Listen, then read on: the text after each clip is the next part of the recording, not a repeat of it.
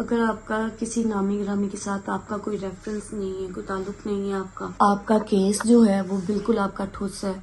और यही सब कुछ हुआ है जी टक्की भाई के साथ भी, कि उनका भी कोई रेफरेंस नहीं था, इसीलिए उनके पैसे पे पैसे इस तरह बहे हैं जैसे पानी बहता है। बस उनसे लोग क्या कहते हैं, किसी नाम से चीजों से बस उनको बस लूटते रहे हैं। ये चीजें उनके साथ चलती रही हैं। जहाँ बुरे लोग होते हैं वहां पर अच्छे लोग भी होते हैं।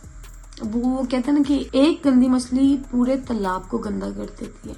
बस यही हिसाब है कि मतलब एक बुरा इंसान जो होता है ना, वो पूरे महकमे को गंदा कर देता। उसमें अच्छे ऑफिसर्स भी हैं और मैं जानती भी हूँ उनको। बहुत से ऑफिसर्स ऐसे हैं जिनको मैं जानती भी हूँ, जो कि हक हलाल पे और मतलब के हक पे डटे रहते हैं। उनको मैं जानती हूँ। और जो दूसरे लोग हैं, डबल फेस हैं, एक अच्छाई का वो चेहरे पे छुपा के रखते हैं कि जी वो अच्छे हैं, और बीच में से वो क्या निकलते हैं। जिस तरह जी सरफराज चौधरी साहब निकले हैं, कैसे उन्होंने इल्जामात लगाए हैं और किस किस तरह से टक्की भाई से पैसे निकलवाए।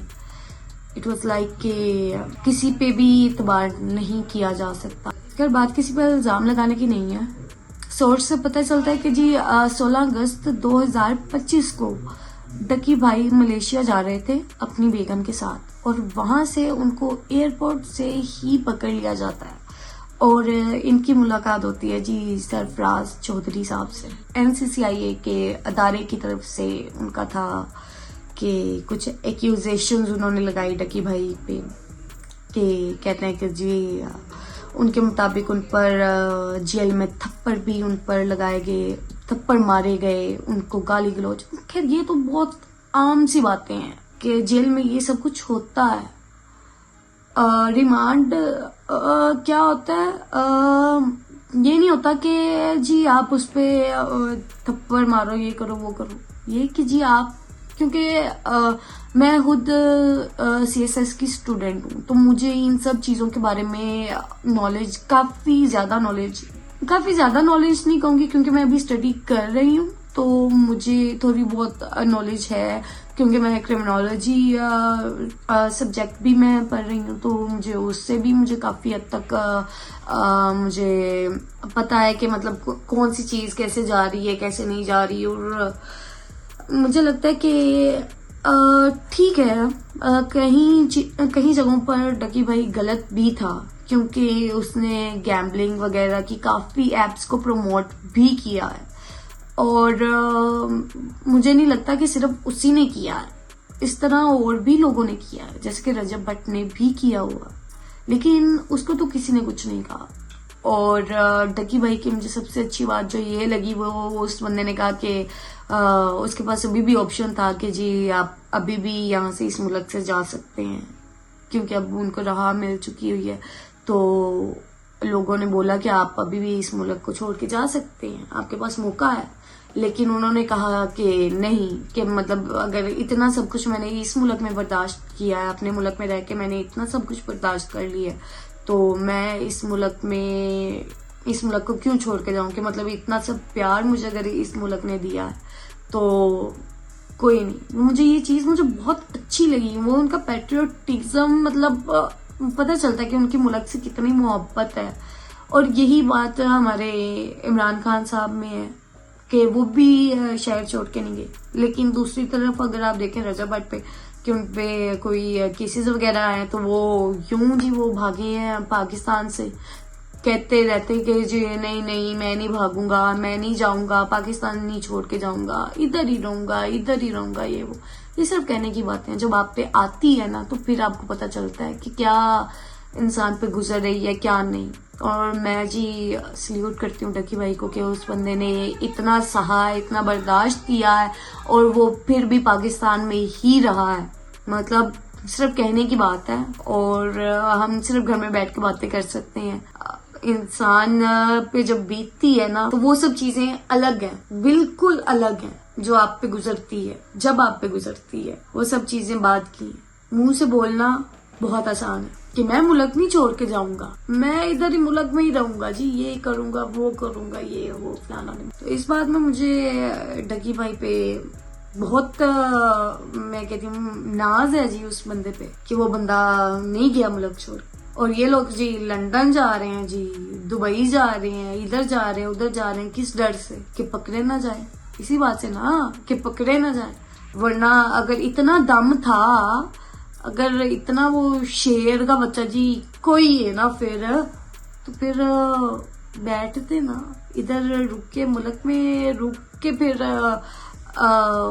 करते ये सामना, अगर इतना दम था तो। एक और बात थी कि अरूप जतोई पे FIR ना होने का 60 लाख रुपया मांगा गया। FIR उन पे बनती ही नहीं थी, लेकिन वही बात कि डगी भाई का किसी से कोई रेफरेंस नहीं था, उनका कोई नामी ग्रामी बंदे के साथ कोई ताल्लुक नहीं था, तो उनको ये सब चीजें हैंडल करनी।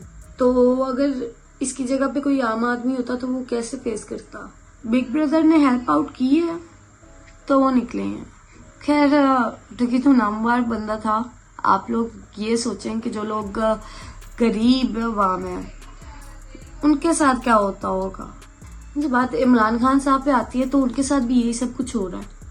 उनके लिए कोई स्टैंड क्यों नहीं ले रहा, मतलब उनके लिए सबने खामोशी इख्तियार की हुई है, उन पे कोई कुछ भी नहीं बोल रहा कि वो भी बंदा अपने पाकिस्तान में ही है और सजा काट रहा है। और किस बात की सजा काट रहा है वो, जैसे बिग ब्रदर डकी भाई के लिए बिग ब्रदर मतलब रिश्ते के तौर पे भेजा, लेकिन इमरान खान जो इतनी देर से जेल में है उनके लिए कोई कुछ नहीं कर रहा। क्यों, मेरा ये सवाल है अवाम से। और हमारी अवाम इस तरह की है कि जो कोई भी जिस तरफ लगाता है वो लग जाती है। अवाम को जो कुछ भी नजर आता है ना, अवाम सिर्फ वो देखती है। वरना अवाम अगर हम एक होकर चले ना तो मेरे ख्याल में हम बहुत कुछ कर सकते हैं। हम ये सब असूल जो बाहर के मुल्क वाले अगर इतना रूल्स रेगुलेशन को कर सकते हैं, तो वो सुना हुआ ना आपने कि मेजॉरिटी इज अथॉरिटी, तो मुझे लगता है कि हम भी कर सकते हैं। लेकिन वही ना कि मतलब कुछ पैसे देकर के आवाम का मुंह बंद करवा देना, ये सब फिर चीजें आगे चलती रहती हैं। अगेन मैं ये चीज कहूंगी कि मुझे डकी साहब के साथ बहुत हमदर्दी है कि उस इंसान ने किस तरह 100 दिन जेल में गुजारे हैं। हिम्मत वाली बात है। वो कहते हैं कि मर्द रोता नहीं है, क्यों जी, मर्द को क्या दुख नहीं होता। तो वो ये सब समझने वाली बातें हैं। मेरे ख्याल में उस बेचारे ने तो सब कुछ खामोशी से बर्दाश्त किया है। आप ये देखें कि बाकी और भी कुछ मजलूम लोग हैं जिनके साथ बहुत कुछ हुआ है, लेकिन किसी ने स्टैंड नहीं लिया।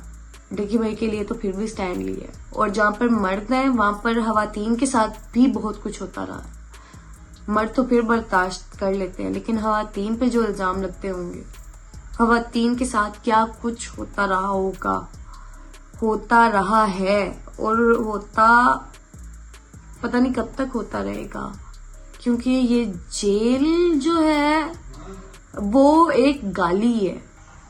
इसको कोई ये नहीं कह सकता जी कि कोई हिम्मत वाली बात है जी, कोई जेल गया जी, जेल जाकर आया। ये तो वही सोचें कि एक औरत किस तरह सामना करती होगी, एक औरत पे अगर कोई इल्जाम लगता होगा। तो खैर जब डकी भाई जेल गए तो उनके लिए कोई कुछ नहीं बोला, सब लोग खामोश थे। लेकिन अब आप लोग देखिएगा, सब लोग बोलेंगे, और वो लोग भी बोलेंगे जो कि उनके पीछे से गलत बोल रहे थे, कह रहे थे हाँ ये बंदा गलत है, ऐसे है वैसे है। अब व्यूज के लिए हर बंदा बोलेगा, हर एक बंदा बोलेगा। खैर मुझे दुआओं में याद रखिएगा। नेक्स्ट इंशाल्लाह मुलाकात होगी नेक्स्ट कंटेंट के साथ। मैं माहम गज़नफर मुंतज़िर हूँ आपके कमेंट्स की। कमेंट्स में बताइएगा मुझे लाजमी कि अगर मुझसे कोई भूल चूक हुई है, कोई गलत बात मैंने की हो तो उसके लिए माजरत। और बाकी रजा भट्ट भी पाकिस्तान आ गए हैं। वो कहते हैं ना कि ओखी तो काट ली है बाहर रह के, मोजे उड़ा के। तो अब जब अच्छे वक्त आया तो पाकिस्तान आ गए, इस बात में जी डक्की भाई को सल्यूट है। वीडियो को लाइक करना बिल्कुल नहीं भूलिएगा, कमेंट कीजिएगा, शेयर कीजिएगा अपने दोस्तों के साथ, और चैनल को सब्सक्राइब करके बेल आइकन को हिट लाजमी कीजिएगा। और वीडियो को मैं यहीं पर एंड करती हूँ। मिलते हैं अगले कंटेंट में, अगले व्लॉग के साथ। Thank you so much. ईमान अल्लाह, खुदा हाफिज़।